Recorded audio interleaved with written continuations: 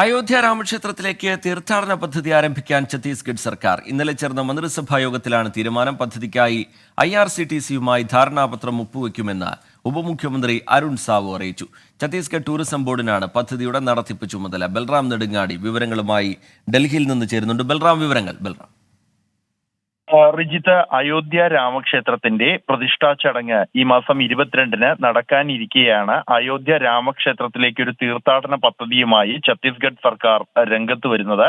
ഇതിനായുള്ള തീരുമാനം കഴിഞ്ഞ ദിവസം ചേർന്ന മന്ത്രിസഭാ യോഗത്തിൽ എടുത്തിരിക്കുന്നു. മന്ത്രിസഭ ഈ പദ്ധതിക്ക് അംഗീകാരം നൽകിയിരിക്കുകയാണ്.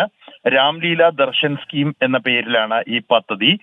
പദ്ധതിക്കായി IRCTCയുമായി ധാരണാപത്രം ഒപ്പുവെക്കുമെന്ന് ഉപമുഖ്യമന്ത്രി അരുൺ സാവു വ്യക്തമാക്കിയിട്ടുണ്ട്.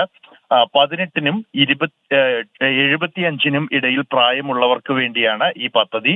ഈ തീർത്ഥയാത്രയുടെ ചെലവ് സർക്കാർ തന്നെ വഹിക്കാനുള്ള തീരുമാനമാണ് മന്ത്രിസഭാ യോഗത്തിൽ എടുത്തത്.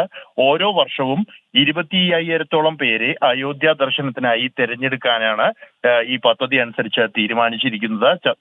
ഛത്തീസ്ഗഡിലെ ടൂറിസം ബോർഡിനായിരിക്കും ഈ പദ്ധതിയുടെ നടത്തിപ്പ് ചുമതല. ശ്രീജിത്ത്. ബൽറാം നെടുങ്ങാടി ഡൽഹിയിൽ നിന്ന് വിവരങ്ങൾ നൽകുകയായിരുന്നു. 24 അഞ്ചിന്റെ വജ്രത്തിളക്കം.